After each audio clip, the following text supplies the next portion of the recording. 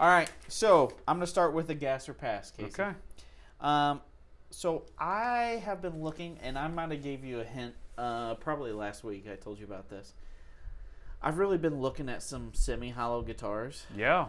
Especially 335s, just because I honestly have never given them the time of day. Yep. Like, I've always been, Gibson SG, Les Paul, Fender Tele, and Strat. Straight but ahead. I've never really looked at semi-hollows. Now, I've looked at the PRS CEs. Yeah. I've looked at, 335s. I've looked at casinos. So I just got to ask you, do you have any hankering for a semi-hollow guitar? Okay, so to premise this, I guess I do have a semi-hollow Duesenberg. Right. Right? So, I guess any other I semi-hollow clearly guitars. have some, but when it comes to other ones, I do have a gas for those other semi-hollows. I think that, so since I've got the Duesenberg, it's smaller bodied. It's a Star Player model. So for me, the smaller bodied semi-hollows are less interesting to me, but a bigger bodied semi-hollow is much more interesting. So you thinking at Gretsch? least 335-ish in size. I would be interested in Gretches, like a big, Gretsch, especially like some Filtertrons. I don't have any Filtertrons in the arsenal right now. And I don't want to say that like I want one of every style of pickup and one of every style of guitar. But if it inspires me to play more and do something different, obviously I'm more interested in it. Well, that's what we're all about. So, but yeah, I do have a gas for them. I think maybe for you, sometimes you struggle with a 335. I think like enjoying playing it. We've played several 335s, and sometimes they're a little hit and miss for you. I mean, I would be curious what a 339, the little bit smaller bodied 335. I think I still want a 335. Here's my issue is some 335s are really muddy.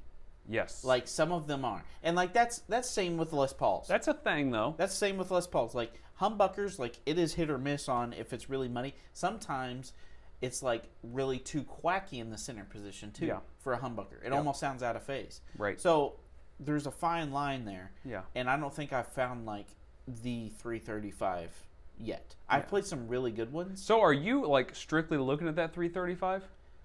At this point, yes, but that might change next week. So yeah. So would you get like a straight ahead standard 335, two humbuckers, all in phase, everything good? I've been really looking into like I think it's a 59 custom shop with the natural, and it's a dot because that's what Rusty Anderson kind of played. Now he did a signature model and it was figured. Yep. And beautiful guitar. Right. And Rusty Anderson's Paul McCartney's guitar player. Yeah. And I don't know. I loved that guitar. There was a video of Paul McCartney playing at the White House. And Rusty had that like vintage natural kind of guitar, and I was like, man, that is like the coolest 335. Yeah. Like I didn't grow up with Cream, and like everyone talks about B.B. King and Eric Clapton. Right. We didn't grow up with that. I didn't grow up with that. We got into that later in life. So like our guitar styles that we gravitate to are different. My biggest 335 influence before Rusty was Warren Haynes. Yeah, that's a good one. That was my biggest one. Yeah. So, I mean, he had a cherry one, and I don't even remember if he had dots or if he had blocks. I do like the look of blocks. I like the 355s with that, like, split block logo, too. Yeah, that's... split block inlay. That's pretty cool. I still think the dots and the blocks are the only two that I'm really looking at. Yeah. But that 59 custom shop, but it's so expensive.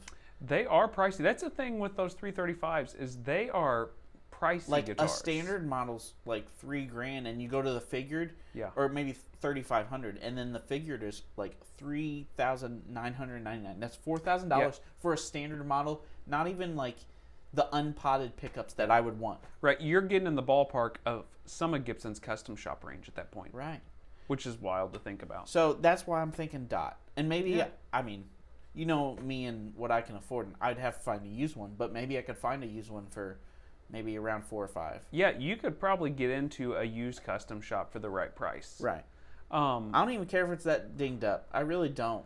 Well, I want one that's well played because it's probably a good one at that point, right? It's breathing more. So anyway, gas or pass for me. Semi-hollows, complete gas. For you? Well, yeah. That's obviously what I'm looking a into, gas. So.